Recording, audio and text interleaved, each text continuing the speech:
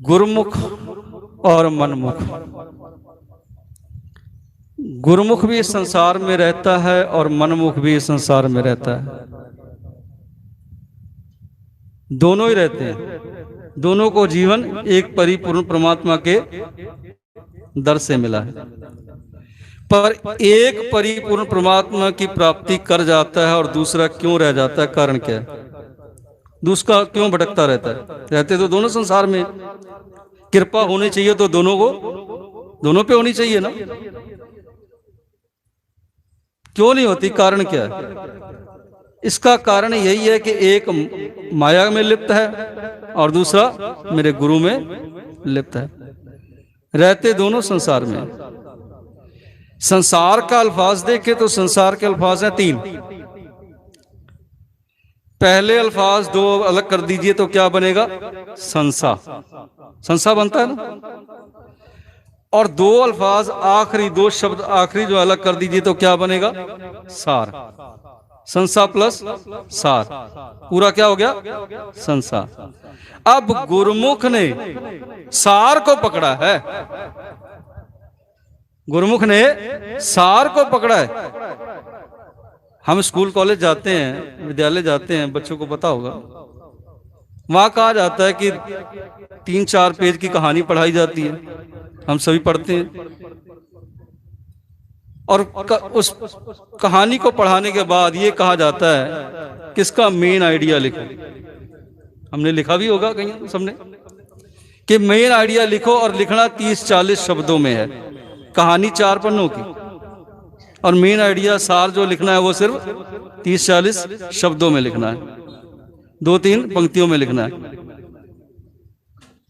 उसका सार क्या है? वो कहानी किसके इर्द गिर्द घूमती है? कहानी का सार लिखना है। अब इस संसार का सार क्या है? एक परिपूर्ण परमात्मा। यहां किसी का कोई साथ देने वाला नहीं। वैदो ना भाई, भैणो ना भाई, एको सहाई राम है। एक राम ही सहारा है, ना बहन भाई कोई सहारा नहीं, आप पत्नी कोई सहारा नहीं। सब सहारे खत्म हो जाते हैं, बस एक सहारा रह जाता है, परिपूर्ण परमात्मा जी। और परिपूर्ण परमात्मा जी ही संसार का सार है। जो सार को पकड़ लेता है वो गुरु का रूप हो जाता है, परिपूर्ण परमात्मा का रूप हो जाता है। संसार में रहकर परमात्मा को प्राप्त कर लेता है। और जो संसों को पकड़ लेता है, सारा जीवन उसका संसा बन के रह जाता है, कलेश बन के रह जाता है, दुखों का रूप बन के रह जाता है, क्योंकि उसने माया को पकड़ा है। जिसने माया को पकड़ा है, सारा जीवन संसों में व्यतीत हो जाता है। भगत कबीर साहब कहते हैं कि अगर परिपूर्ण परमात्मा की वाणी पढ़े इंसान और मन में बसा ले, परिपूर्ण परमात्मा के बताए हुए रास्ते पर चले, तो भगत कबीर साहब क्या कहते हैं? कहो कबीर संसा नहीं, अंत परमगत पाए। क्या अंत परम गति को प्राप्त होगा? संसार जीवन में रह ही नहीं जाएगा, संसार खत्म हो जाएगा, दुख खत्म हो जाएगा। और दुख कब आते हैं इंसान की जिंदगी में? जब मन गुरु से दूर हो जाता है। जब गुरु से दूर होता है तो जीवन में संशय आते हैं, झगड़े आते हैं, कलेश आते हैं। अगर गुरु जीवन में है तो सतगुरु कहते हैं हर बिसरत सदा खुआरी। हरि को भुलाना ही खुआरी है जीवन में। हरि को भुला देना, हरि की याद को भुला देना ही जीवन में झगड़ा है, कलेश है, दुख का रूप बन गया जीवन। और जिसने गुरु को याद किया उसको संसार फिर धोखा नहीं दे सकता, कहीं से धोखा नहीं मिलता उसको। हर बिसरा सदा खुआरी, ताको तोखा कहां ब्याह पे, जापो ओट तुहारी। कि जिसको ओट आसरा मिल जाए परिपूर्ण परमात्मा जी का, उसके जीवन में कोई धोखा नहीं रह जाता, क्योंकि मन गुरु में लिप्त है। शरीर छीन हो जाता है फिर भी मन जुड़ा रहता है। पर आम इंसान का मन दौड़ता रहता है। यह नहीं कि मरने के बाद मन शांत हो जाता है, नहीं, मरने के बाद शांत नहीं होता। क्या शरीर छीन हो जाता है, शक्तियां छीन हो जाती हैं, ताकत चली जाती है शरीर की, पर मन रूपी शक्ति कभी भी घटती नहीं है। थाके नैन श्रवण सुन थाके, नैन थक गए, नहीं देख सकते, अवस्था चली गई बुढ़ापे में आकर। थाके नैन श्रवण सुन थाके, कान सुनना बंद कर गए, सुनने शक्ति, श्रवण शक्ति खत्म हो गई। थाके नैन श्रवण सुन थाके, थाकी सुंदर काया, ये सुंदर काया जो मिली थी ये भी थक गई, जर्जरी हो गई। हाथ काम नहीं कर सकते, पैर चल नहीं सकते, अवस्था खत्म हो गई। थाके नैन श्रवण सुन थाके, थाकी सुंदर काया, जरा हाथ दे सब मत थाकी, एक ना था कसमाया। कल सारा शरीर क्षीण हो गया, पर एक माया नहीं थकती। मन कभी नहीं थकता, मन दौड़ता रहता है, मन हमेशा दौड़ता रहता है। भाई गुरदास जी ने बड़ा सुंदर खोला। अब तीन अवस्थाएं हम देखते हैं संसार में, यहां भी तीन अवस्थाएं देख रहे हैं, जीवन की तीन अवस्थाएं हैं ना। पहले बचपन भी देख रहे हैं बैठा, जवानी भी देख रहे हैं, और बुढ़ापा भी देख रहे हैं संसार में। तीन अवस्थाओं के बाद चौथी अवस्था कोई नहीं जीवन की। चौथी अवस्था कौन सी है? मौत। चौथी अवस्था तो मौत ही है ना। बुढ़ापे के बाद मौत ही आनी है, कोई और रंग नहीं है, कोई और रूप नहीं है जीवन का। भाई गुरदास जी कहते हैं कि शुद्ध ना होवे बाल बुद्ध। जो बचपन था उस समय अकल नहीं थी, समझ नहीं थी बच्चे में। बालक लीला विच भाव है, कल बालक बचपने में सिर्फ खिलौनों में मस्त था, खेलने में मस्त था, खेल रहा था। खिलौनों से प्यार है और किसी चीज से प्यार नहीं, और किसी चीज से भी स्नेह नहीं उसका। शुद्ध ना होवे बाल बुद्ध, बालक लीला विच भाव है। पर तन पर जोबन पछताइए, पर तन पर लोभ लुभावे। कल शरीर भरा गया, जवानी आ गई, जोबन आ गया, रूप रंग आ गया, तो हुआ क्या? कल जीवन में पछतावा रह जाता है। जवानी में आदमी करता क्या? पार तन, पराये का धन देखता है, किसके घर में धन है, मेरे घर में भी आना चाहिए। मेहनत नहीं करनी, पर भले किसी भी तरीके से आए, किसी का गला काट के आए, किसी का घर तोड़ के आए, किसी का कारोबार तोड़ के आए, पर मेरे घर में धन आना चाहिए, किसी तरीके से भी आए। अपने घर में जो कुछ है उससे मैं तृप्त नहीं हूं, जो दूसरे के घर में है वो भी मेरे घर में आ जाए, बस यही सोच बनी रहती है इंसान की। पर तन देखता क्या कि पराये तन की तरफ देखता है कि पराया तन कितना सुंदर है, उसकी तरफ देखता है। अपने घर में जो है उससे तृप्त नहीं है। कल जवानी में यही किया कि पराई निंदा की, पराया धन देखा, पराया तन देखा, पर लोभ लुभावे, दूसरे का धन देख के मन लालच में आ गया। और तीसरी अवस्था आई तो उसमें होता क्या? बलहीन मतहीन नहाओ बहतरियां बढ़ावे। जब अवस्था आई बुढ़ापे की, बल भी चला गया, बलहीन, थोड़ा सा आवाज कर दी, बलहीन मतहीन, बल भी चला गया, मत भी चली गई, अकल भी चली गई। नहाओ बहतरियां बढ़ावे। जब नौजवानों ने देखा, बुढ़ापे की अवस्था देखी, बुजुर्गों को देखा कि ये तो बौरों की बात कर रहा है, पागलों जैसी बात कर रहा है, तो नाम क्या दे दिया? नहाओ बहतरियां बढ़ावे। ये तो सतरिया बतरिया गया है, पंजाबी में कहते हैं सतरिया बतरिया जाना, कि बौरा हो गया, इसको अब समझ नहीं आती कुछ भी। नाव बहतर यहां बढ़ावे, अन्ना बोला पिंगला, तन थका मंदिर दिस्तावे। कहले तन थक गया, सारी शक्तियां छीन हो गई, पर मन नहीं थकता कभी भी। अब एक कहानी मैं आप जी के सन्मुख करूं। ज्ञानी संत सिंह जी मस्कीन साहब, दास के विद्यादाता उस्ताद, वो सुनाया करते हैं, आपने सुनी होगी, मैं सिर्फ दोहरा रहा हूं, बात पकड़ में आ जाए, कि सारी शक्तियां क्षीण हो जाती हैं पर मन क्षीण नहीं होता, मन ताकतवर रहता है, मन दौड़ता रहता है बुढ़ापे में भी।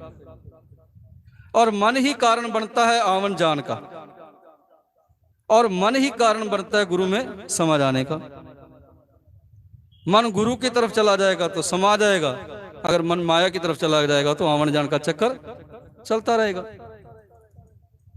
मन को गुरु में लिप्त करना है। मस्कीन जी एक कहानी सुनाया करते हैं कि मन बुढ़ापे में भी ताकतवर रहता है, दौड़ता है, शांत नहीं होता। कह लगे एक इंसान खटिया पर लेटा है, 4 पुत्र हैं उसके। वैद्यों ने, हकीमों ने, डॉक्टरों ने मना कर दिया कि अब इसका अंतिम समय है, घर ले जाओ, घर ले जाओ, अंतिम समय, कोई इलाज नहीं। घर जाके इसकी सेवा करो, पता नहीं कब सांसें निकल जाएं इसकी, कब ये चल बसे, अंतिम समय सेवा कर लो।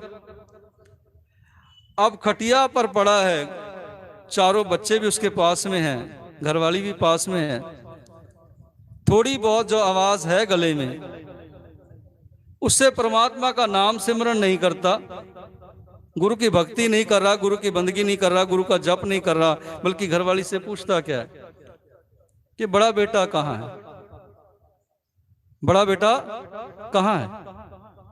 वो लगी कहने लगी खटिया के दाएं बैठा है, सरांदी बैठा वो। दूसरा कहाँ है, वो बाएं बैठा है सरांदी। तीसरा कहाँ है, वो पुआंदी बैठा है दाएं। चौथा कहाँ है, वो भी पुआंदी बैठा है बाएं। अब जिस गले से थोड़ी बहुत आवाज है, अवस्था है, परमात्मा का नाम लेना है, नाम नहीं ले रहा, बल्कि क्या कह रहा है कि अगर चारों यहां बैठे हैं तो दुकान मेरा बाप खोलेगा। अभी भी मन दुकान में लिप्त है, माया में लिप्त है, माया चाहिए, इतनी माया जोड़ी है, फिर भी मन तृप्त नहीं हुआ, अंत समय भी माया में लिप्त है। करे मन दौड़ रहा है, शरीर क्षीण हो गया, शारीरिक अवस्था क्षीण हो गई है, खत्म हो गई है।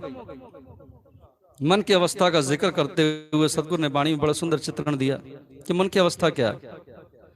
कले मन जो है वो जागृत अवस्था में भी काम करता है और स्वप्न अवस्था में भी काम करता है, दोनों में काम करता है। ये नहीं कि जागृत अवस्था में मन काम कर रहा है और जब इंसान सो गया तो मन भी सो जाए, नहीं, मन नहीं सोता, मन कभी नहीं सोता, मन उस समय भी दौड़ता रहता है। सदगुरु ने बहुत सुंदर चित्रण दिया। सदगुरु कहते हैं कि एक इंसान रात को सोया और अवस्था है अमीरों वाली, राजा है, प्रजा में सुख बांट रहा है, सुख शांति है, प्रजा चाहती भी है। कल रात को जब सोया सेज पर, तो सपन अवस्था में कोई सपना आया, नींद में सपना देखता है कि वो भिखारी बना हुआ है, दर दर का मुताज है, दर दर पे भीख मांग रहा है। और दूसरी तरफ सतगुरु कहते हैं एक भिखारी रात को भिखारी अवस्था लेकर सोता है, कंगाल अवस्था लेकर सोता है, उसके पास कुछ नहीं है, जो कुछ दिया खा पी लिया और बर्तन उल्टे कर दिया और सो गया। पर रात को क्या देखता है कि वो राजा बना हुआ है, प्रजा में सुख बांट रहा है। कहे ये सारी खेल जो है, अगर कोई खिलाने वाला है तो ये मन है। कहे स्वप्न अवस्था में भी मन काम करता है और जागृत अवस्था में भी ये मन काम करता है। नरपत एक सिंहासन सोया, सुपने पे आ भिखारी, अच्छत राज बिछत दुख पाया, सोगत पई हमारी। करे सुपन अवस्था में एक राजा कंगाल बन गया और एक कंगाल राजा बन गया। ये सारी खेल मन ही खिला रहा और कोई नहीं। मन सपन अवस्था में भी काम कर रहा है। सिद्धों ने पूछा कि सतगुरु जी धन गुरु नानक साहब से जब मेल मिलाप हुआ, कहने लगे आप मन की बात करते हो, तो जब ये शरीर संसार में नहीं था तो उस समय मन कहां था? उस समय ये मन कहां था? ये मन केठे रहता कि कहां रहता था ये बताओ। तो सतगुरु कहने लगे जब ये शरीर संसार में नहीं था तब भी ये मन संसार में था, परमात्मा में लीन था। पर परिपूर्ण परमात्मा जी ने इस मन को शरीर के साथ जोड़कर संसार में भेज दिया कि नाम जप परमात्मा का, मेरी वाणी संसार में पढ़, मेरी वाणी का प्रचार संसार में कर। कल मन को संसार में भेजा, पर मन यहां आके वाणी में नहीं जुड़ा बल्कि विकारों में जुड़ गया, माया में लिप्त हो गया। और ये माया में लिप्त हुआ मन इतना को काला हो गया, इतना को गुरु के से दूर हो गया कि सतगुरु कहते इतनी तो एक मशीन को साफ करने वाली लीर जो होती है ना, कपड़ा जो होता है, किसी मशीन को साफ किया जाए तो अत्यंत काला हो जाता है, वो बहुत काला हो जाता है। कहते सैकड़े बार भी इसको धोया जाए उस लीर को, उस कपड़े को, तो स्वच्छ नहीं होता, कालिक बीच में से जाती नहीं। सफेद कपड़ा भी काला हो जाता है, दाग छोड़ जाता है।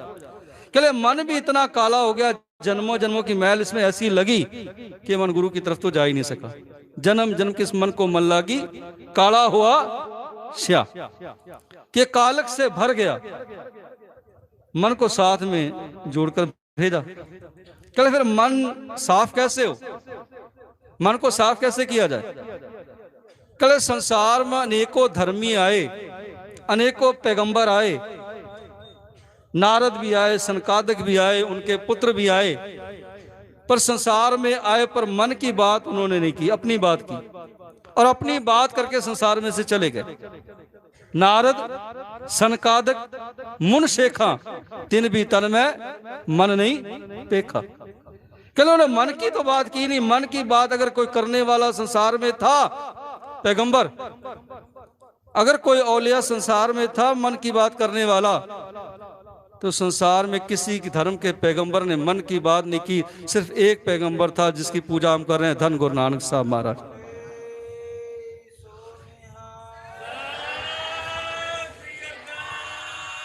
मन की बात करने वाले सिर्फ गुरु नानक साहब थे। गुरु नानक साहब के अलावा कोई मन की बात करने वाला नहीं था। मन को उन्होंने देखा। कह लगे नारद भी आए, सनकादिक भी आए, उनके पुत्र भी आए, पर मन की बात नहीं की। सब अपना नाम जपाते रहे कि मेरा नाम जपो। भले वो ब्रह्मा थे, भले वो विष्णु थे, भले वो महेश थे। कल सब माया में लिप्त थे, सबका मन माया में लिप्त था। मन की बात तो किसी ने नहीं की। धन गुरु नानक साहब ने मन की बात की कि मन को पकड़, मन को जीत। संसार को जीतने की तरफ चला है तो मन को जीत। मन को जीतेगा संसार वश में आ जाएगा। कोई जादू टूना करने की जरूरत नहीं है।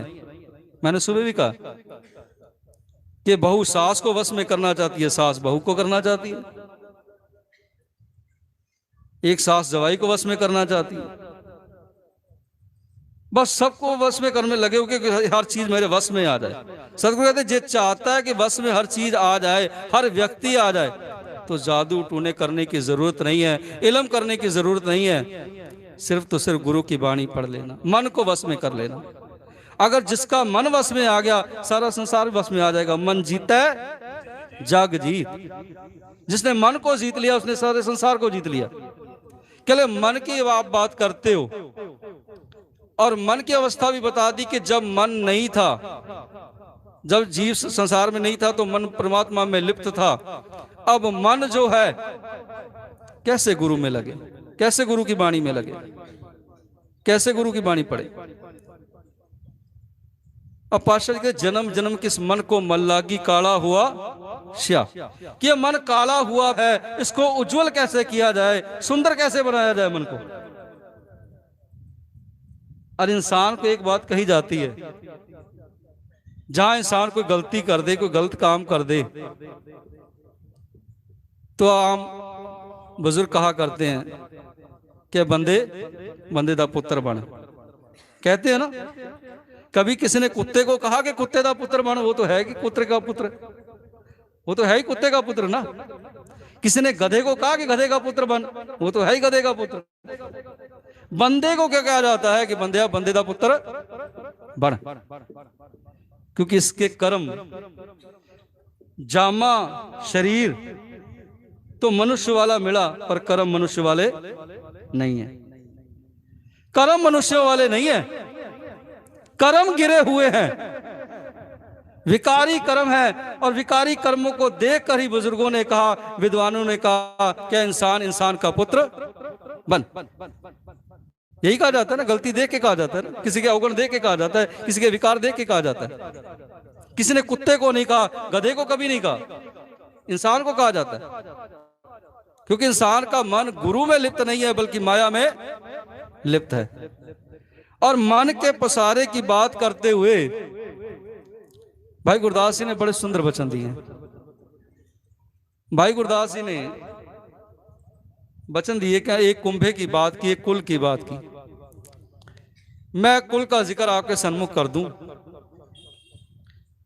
पर ध्यान रखना कि कुल की गिनती करते करते कई सब्जेक्ट से दूर ना चले जाएं। एक परिवार की गिनती उन्होंने की, और एक परिवार कितना बड़ा उन्होंने दिखाया अपने एक कवित्व में, वो आपके सन्मुख रख दूं। भाई साहब कहते हैं नायक है एक और नायिका है अष्ट, ताकि एक एक नायिका के 5-5 पुत्र हैं। घर का मुखी एक है, नायक है एक, हीरो एक है, मुखी एक है, नायक है एक और नायिका है अष्ट ताके। उसकी घरवालियां कितनी है? 8। अब घरवालियां 8 हैं और 8 घरवालियों में से नायक एक और नायिका अष्ट तक, एक एक नायिका के 5-5 पुत्र हैं। 8 5 40। क्या लगे? एक एक घरवाली के 5-5 पुत्र हुए, 40 पुत्र हो गए। एक पूरा मोहल्ला बस गया, एक पूरी कॉलोनी बस गई। क्या लगे? फिर उनके घर में आगे चलकर उनके विवाह हुए, आनंद कारज हुए, तो उनके घर में आगे चल के और पुत्र पैदा हुए। नायक एक और नायिका अष्टा के, एक एक नायिका के 5-5 पूत है, एक के पूत ग्रह 4-4 नाती।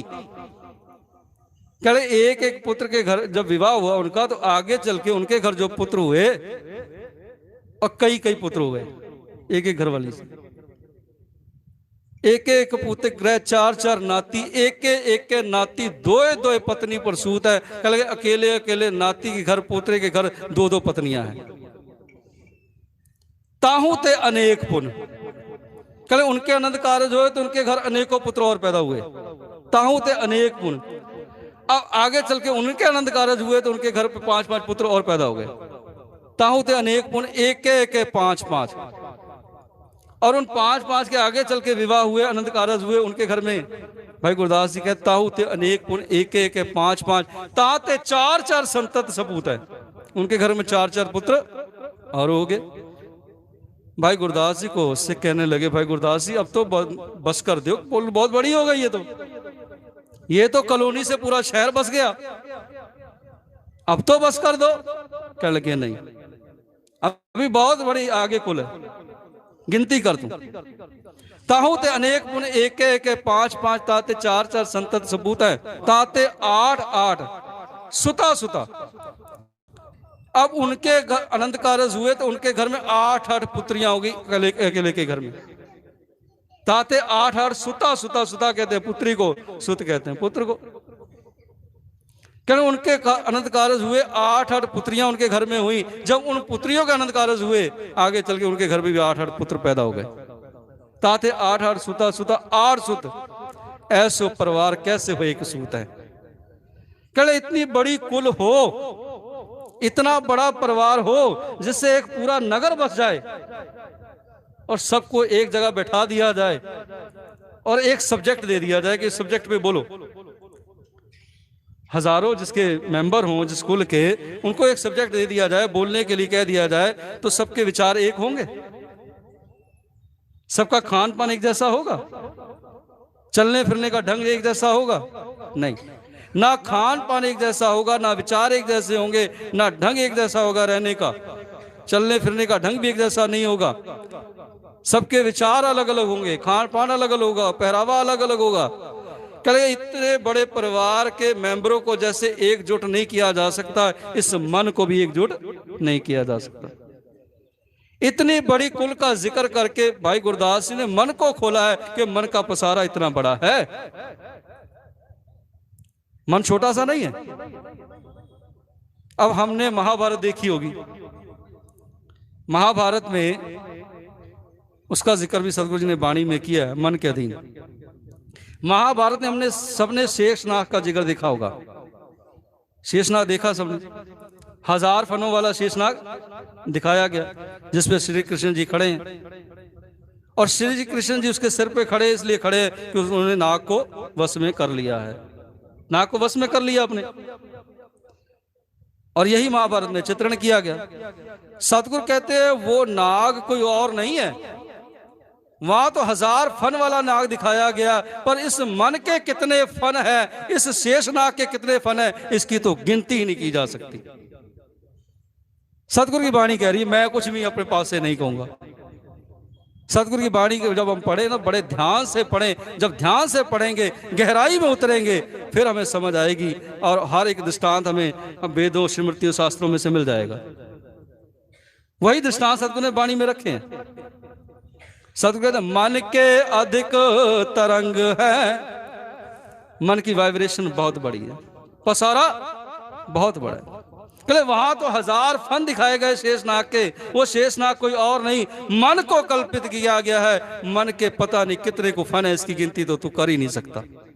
मन के अधिक तरंग है, क्यों साहेब दर छूटिए पाई, कैसे छुटकारा हो, ये मन को कैसे काबू किया जाए।